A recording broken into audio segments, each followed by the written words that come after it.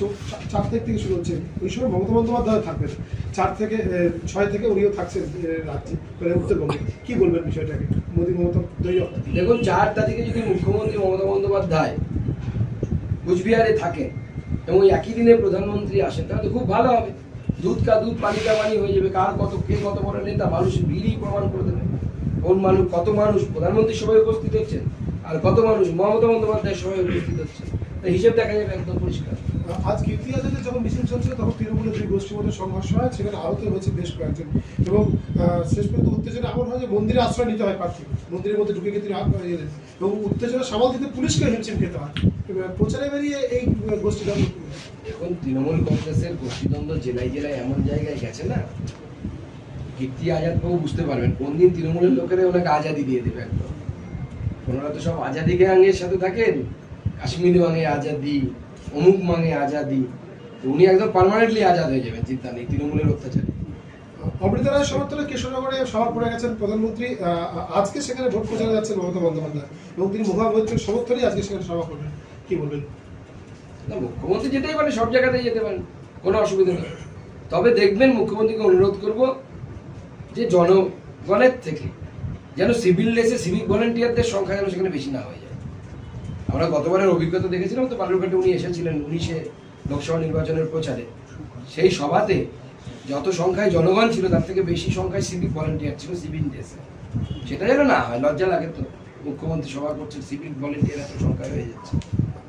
মেয়রের ওয়ার্ড এবং বিরাটি দুটো জায়গাতেই আজকে গত রাতে ভোর রাতে বাড়ি ভেঙে পড়ার ঘটনা ঘটেছে এবং আহত হয়েছে এক মহিলা। কি বলবেন বিষয়টা? দেখুন, প্রত্যেকটি জায়গায়, বৃহত্তর কলকাতা, আপনি সেটা ব্যারাকপুর থেকে শুরু করে একদম সোনারপুর অব্দি ধরে আপনারা কান পাতলে পরেই শুনতে পাবেন সেখানে কাটমানি ছাড়া আপনি কোনো প্রজেক্ট করতে পারবেন না। এবং সেই কাটমানি খুব সুন্দর, দারুণ একটা ইকোনমিক সিস্টেম মমতা বন্দ্যোপাধ্যায় এবং তার দলবলেরা সাঙ্গপাঙ্গরা বানিয়ে রেখেছে। কোনো জালিয়াতি দুঃখিবাজি নেই, স্কোয়ার ফিট অনুসারে রেট ঠিক করা আছে। আপনি রেট দিন, পয়সা দিন, মাল ফেরুন, ভায়োলেশন করুন, যা ইচ্ছে তাই করতে পারেন।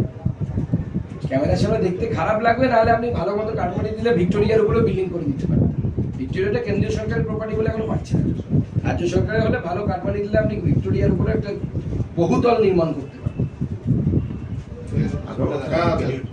18 দিন হয়ে গেল ভিডিও রিলিজ দিন হয়ে গেল বাংলাকে দেওয়া টাকার কোনো শ্বেতপত্র প্রকাশ করতে পারেনি। তা নিয়ে আবার সরব হলেন অভিষেক। তার দাবি রাজনৈতিক কারণে টাকা আটকেছেন সুকান্ত বাবু। দেখুন, অভিষেক বন্দ্যোপাধ্যায় দাবি করেছেন যে বিজেপিকে শ্বেতপত্র প্রকাশ করতে হবে। আমাদের স্বরাষ্ট্রমন্ত্রী যেদিন কলকাতাতে ধর্মতলাতে এসেছি, তার ভাষণেও হিসেব দেওয়া আছে আমরা কেন্দ্র সরকারের তরফ থেকে কত দিয়েছি। ওনাকে তো আমি সিম্পল ব্যাপারে বলছি, অত পত্রদত্ত করতে হবে না। ওনাকে বলুন, ওনার পিসি যখন রেলমন্ত্রী ছিলেন, সেই ইউপিএ 1-এর আমলে ইউপিএ 1 সরকার পশ্চিমবঙ্গের রেলের জন্য কত টাকা খরচ করেছিলেন, আমি আমাদের হিসেবটা দিয়ে দেবো। ওনাকে ওনাদেরটা বলতে বলুন। সুকান্ত মজুমদার আমাদের সময় 13,000 কোটি টাকার হিসেবটা দিয়ে দেবে, প্রমাণ হয়ে যাবে, দুধ কা দুধ পানি কা পানি হয়ে যাবে, পরিষ্কার হয়ে যাবে যে অভিষেক বন্দ্যোপাধ্যায় সত্যি কথা বলছেন না মিথ্যে কথা বলছেন। অভিষেক বন্দ্যোপাধ্যায় যে টুইটটা করেছে তাতে বলেছে কেন্দ্র সরকার যে প্রকল্পের টাকাগুলো সেগুলো সুকান্ত বাবু আটকে রেখেছে। দেখুন, কিছু মানুষের মানে অভ্যেস থাকে যে অন্যের ঘাড়ে দোষ দেয়।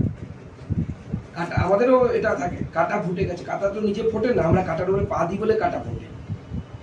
তো আমরাও মাঝে মাঝে বলি, তো সেই নিয়মটাই অভিষেক বন্দ্যোপাধ্যায় এবং তৃণমূল কংগ্রেস করছে। ওনারা চুরি করছেন বলে আটকে আছে, চুরি না করলে তো আটকাতো না। কে আটকাতে যাচ্ছে? গরিব মানুষ টাকা পাবে, মোদি তো গরিব মানুষকে টাকা দিতে চায়। আপনি যান, প্রত্যেকটা মানুষ বলে দাদা আমরা বাড়ি পাচ্ছি না, ওই তৃণমূলের নেতা বড় লোক, তারা বাড়ি পাচ্ছে। তৃণমূলের নেতা বড় লোক, সে ঠাকুর ঘর বানিয়েছে দোতলার উপরে। চলুন এই শহরে দেখিয়ে দিচ্ছি কতগুলো লাগবে। এখানে তো তাও তৃণমূলের গুন্ডাগিরি কম হয় এই শহরে, যেহেতু সংস্কৃতির শহর বালুরঘাট। তাতেও আপনি দেখতে পাবেন প্রচুর বাড়ি আছে, দোতলা বাড়ি, তার মাথার উপরে চিলেকোটার উপরে ছোট ঘর, সেটা প্রধানমন্ত্রী আবাস যোজনা আরবান। এই জন্য কি প্রধানমন্ত্রী এই ঘর করার টাকা পাঠান? এইটা অত্যন্ত লজ্জার বিষয়। চুরিটা বন্ধ করুন, সিম্পল কথা, এফআইআর করুন, যারা অপরাধী তাদেরকে গ্রেপ্তার করুন, তাদের কাছে টাকাটা ফেরত নিন, তাহলেই তো হয়ে গেল। গভর্নমেন্ট টাকা ফেরত দিচ্ছে, পশ্চিমবঙ্গ সরকার টাকা ফেরত দিচ্ছে।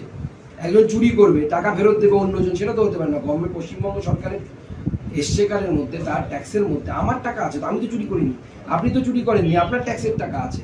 আপনার আমার ট্যাক্সের টাকা দিয়ে ওই চোরেদের টাকা কেন ফেরত দেওয়া হবে? ওই চোরেদের সম্পত্তি বিক্রি করে সেই টাকাটা ফেরত দেওয়া হোক। এই দাবিটা তো আমি বলছি তো ওনাকে, উনি যুক্তি দিয়ে প্রমাণ করুক যে আমার দাবি অযৌক্তিক। গঙ্গারামপুরে গত কয়েকদিন থেকে তৃণমূলের এই তরফে পোস্টার ছেঁড়া এবং বিজেপি কর্মীদের মারধরের অভিযোগ উঠেছে, এই বিষয়ে কি বলবেন? দেখুন, গঙ্গারামপুর শুধু নয়, প্রথম শুরু হয়েছিল এই জেলায় বা এই লোকসভায় বলা ভালো কুশমন্ডি থেকে। কুশমন্ডি থেকে পোস্টার ছেঁড়া শুরু হয়েছে, কিন্তু পোস্টার ছিঁড়ে ফ্ল্যাগ খুলে দিয়ে আমাদের কর্মীদেরকে মেরে বিজেপিকে দমানো যাবে না। এবং আমরা সেই জন্য আইসির কাছে সাথে কালকে দেখা করেছিলাম, সেখানে এসডিপিও সাহেব ছিলেন। আমি পরিষ্কার বলে দিয়েছি, যদি এটা বন্ধ না হয় আমরা আন্দোলনে বসতে বাধ্য হব। প্রয়োজনে থানার সামনে 24 ঘন্টা অবস্থান আমি নিচে করব। কমিশনে কি জানিয়েছেন বিষয়? অবশ্যই কমিশনে আমরা জানিয়েছি সমস্ত বিষয়। 6 তারিখে মুখ্যমন্ত্রী আসছেন বালুরঘাট লোকসভা কেন্দ্রে, ঠিক একইভাবে পরের দিনই প্রধানমন্ত্রী আসছেন, কিভাবে দেখছেন বিষয়টা? দেখুন, না সেটা তো প্রধানমন্ত্রীর ট্যুর। দেখুন, প্রধানমন্ত্রী খুব ব্যস্ত থাকেন এবং মাননীয় প্রধানমন্ত্রীর নেতৃত্বে মানে উনি যেভাবে গোটা দেশে ঘুরে বেড়ান, গোটা দেশ যেভাবে ওনাকে ডিমান্ড করেন যে আপনি এখানে আসুন, একজন প্রধানমন্ত্রী হিসেবে তো উনি সময় দিতে পারেন না অতটা। তো উনি তার মধ্যে 7 তারিখ দিয়েছেন, এখনো পর্যন্ত টেন্টেটিভ, আমি বারবার বলছি, কিন্তু মাননীয় প্রধানমন্ত্রীর প্রোগ্রাম টেন্টেটিভ ফিক্স হয়েছে, টেন্টেটিভলি ফিক্স হয়েছে 7 তারিখ। যদি আসেন ভালো হবে। মমতা বন্দ্যোপাধ্যায় আগের দিন করে যাবেন, পরের দিন মাননীয় প্রধানমন্ত্রী করবেন, বোঝা যাবে কার কত দম।